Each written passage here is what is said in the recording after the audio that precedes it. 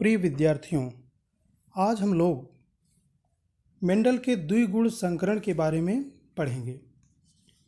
Mendel ने एक गुण संकरण के प्रयोग द्वारा यह प्रदर्शित किया कि किस प्रकार माता पिता के लक्षण उनकी संतानों में जाते हैं। उन्हें ले जाने वाले कारक युग्मकों में जोड़े में स्थित होते हैं और उन्होंने यह भी बताया कि वे कारक प्रबलता और अप्रबलता को प्रदर्शित करते हैं। पृथक्करण के समय वे अपनी शुद्धता बनाए रखते हैं। मेंडल के एक गुण संकरण के प्रयोगों के बाद मेंडल ने अपना ध्यान द्विगुण संकरण पर केंद्रित किया। इसके लिए मेंडल ने अपने द्वारा चुने गए 7 आनुवंशिक लक्षणों में से दो लक्षणों की एक साथ वंशागत का अध्ययन करने के लिए मटर में द्विगुण संकरण प्रयोग किए ताकि वे वंशागत में विविध लक्षणों के पारस्परिक संबंधों का विश्लेषण कर सकें। द्विगुण संकरण किसे कहते हैं? दो जोड़ी विपरीत लक्षणों को ध्यान में रखकर कराए गए संकरण के प्रयोगों को द्विगुण संकरण कहा जाता है। उदाहरण स्वरूप, मेंडल ने मटर के पौधों को विभिन्न टेस्ट क्रॉस के द्वारा शुद्धता के रूप से वो पृथक किए। उनमें प्रभावी लक्षण 2 जोड़ी विपरीत लक्षणों को उन्होंने चुना कि बीज का आकार गोल और बीजपत्र का रंग पीला। उन्होंने इसका एक जो सिंबल यूज किया, गोल मीन्स राउंड के लिए शुद्ध गोल को उन्होंने कैपिटल आर और बीजपत्र का रंग पीला शुद्ध पीले के लिए कैपिटल वाई के सिंबल का प्रयोग किया। अप्रभावी लक्षण के रूप में उन्होंने जो लक्षण चुने उसमें बीज का आकार झुर्रीदार, जिसको स्मॉल आर के द्वारा प्रदर्शित किया गया, और दूसरा बीजपत्र का रंग हरा, जिसे स्मॉल वाई के द्वारा प्रदर्शित किया गया।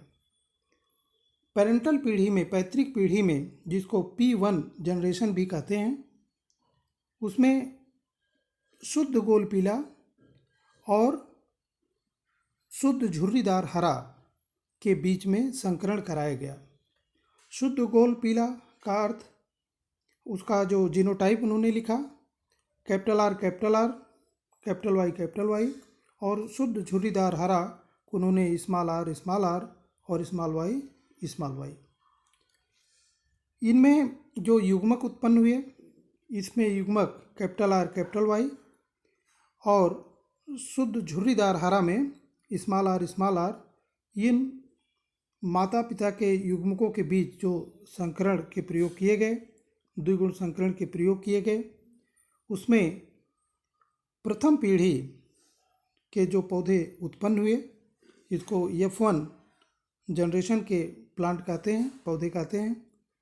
ये सभी पौधे गोल और पीले बीजों वाले उत्पन्न हुए। Capital R, capital Y, small y इनका जीनोटाइप था।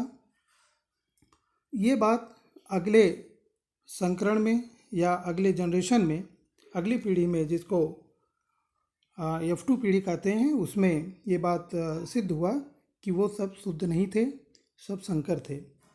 तो संकर गोल पीले जो पौधे उत्पन्न हुए, उनमें स्वनिषेचन कराने के बाद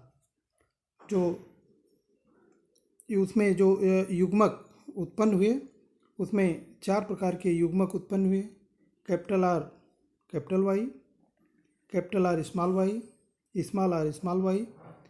और स्मॉल आर स्मॉल वाई।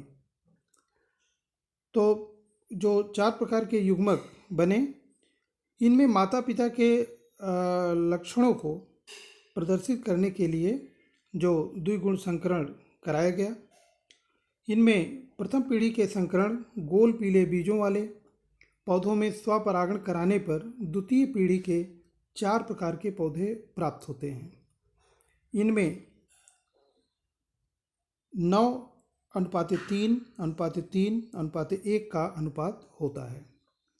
इस संकरण के प्रयोग को इस चार्ट में प्रदर्शित किया गया है।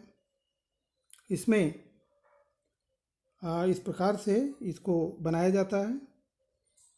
1 2 3 4 खाने, ये 16, 4 चौके 16 खानों का एक वर्ग ऐसे बना लिया जाता है। इसमें capital R, capital Y, capital R, small y, small r, capital Y और स्मॉल आर, स्मॉल वाई, ये नर पौधे के युग्मकों को इसमें लिखा जाता है। मादा पौधे के युग्मक इसमें लिखे गए हैं।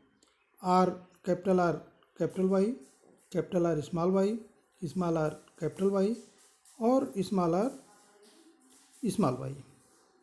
इस प्रकार से इनके जो पौधे प्राप्त होते हैं, इन पौधों का विश्लेषण नीचे दिया हुआ है। इनका जो परिणाम या निष्कर्ष प्राप्त हुआ, इसमें गोल पीला बीज वाले जो पौधे प्राप्त हुए उनकी संख्या 9 के अनुपात में थी। गोल हरा पौधे जो प्राप्त हुए 3 के अनुपात में हुए। झुर्रीदार पीला 3 के अनुपात में और झुर्रीदार हरा 1 के अनुपात में प्राप्त हुए। इस प्रकार से इनका जो रेशियो आया 9:3:3:1 का रेशियो प्राप्त हुआ।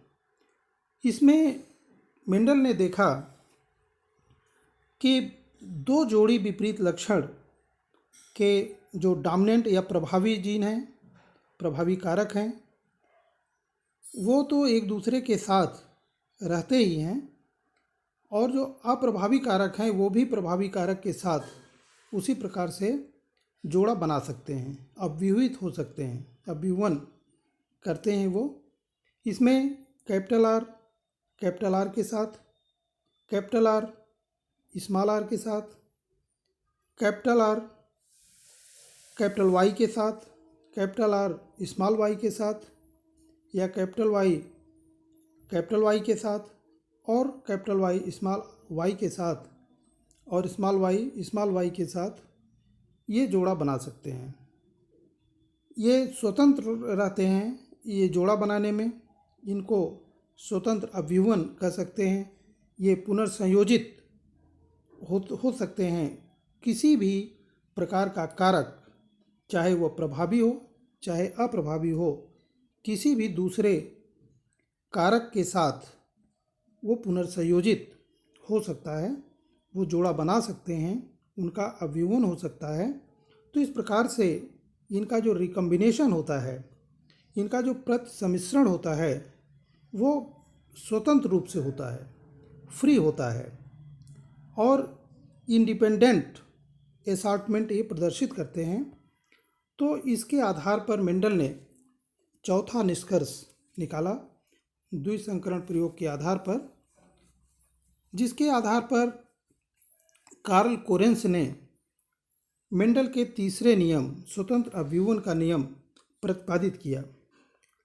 इस नियम में बताया गया कि एक आनुवंशिक लक्षण का प्रबल कारक स्वतंत्र रूप से दूसरे के प्रबल कारक से ही नहीं वरन अप्रबल कारक से भी मिल सकता है और एक का अप्रबल कारक दूसरे के अप्रबल से ही नहीं वरन प्रबल कारक से भी जोड़ा बना सकते हैं।